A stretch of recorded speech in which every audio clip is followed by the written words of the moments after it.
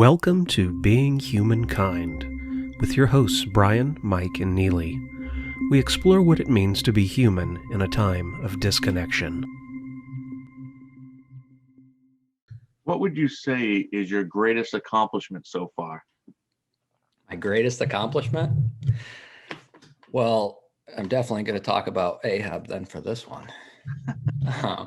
So yeah, this is Captain Ahab. He's been in my family for 2 generations. He was my grandfather's before me. He was a traveling mascot for lack of a better term, but basically through this statue, it kept my grandfather and his naval comrades together for 60 years, always having an excuse to reunite.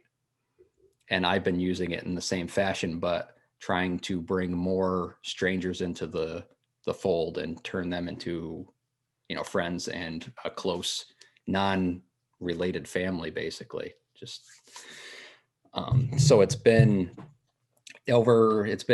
almost 20 years now, and the friends I've made through Ahab, like just thinking about the friends I had in high school and in college and the friends you make, colleagues at work and things like that, those always would have happened. But there are literally thousands of people that have had conversations with me or a relationship or, just more than we would have had in our friendships, because I carry the statue around with me, and it creates conversations that are more genuine than the ones you would naturally have with a stranger that you see in your passing in the day to day.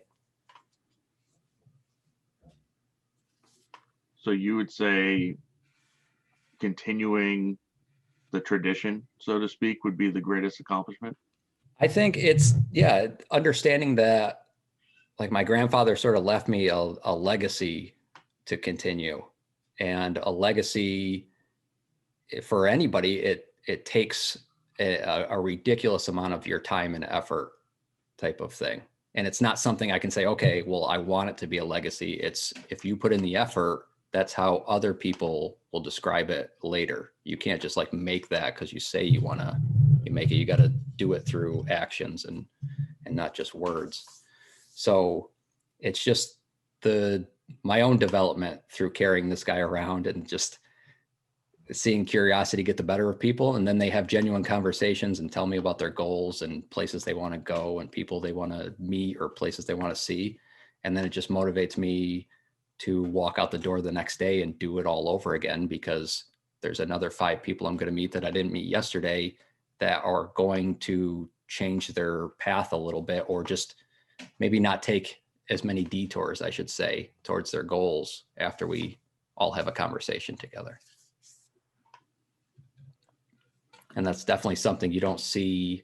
Like, that's not something I talk about with my colleagues at, like, I'm a biology technician at a college, and I just prep labs and teach a little bit and things like that. And it's, we talk about family and friends and things, but we don't talk about goals and dreams and right. You just get caught up in work and sort of a little bit of like, oh, what are you doing this weekend type of thing. It's not so much bigger picture things, or what do you do? What are you working towards or working for to do something else type of thing.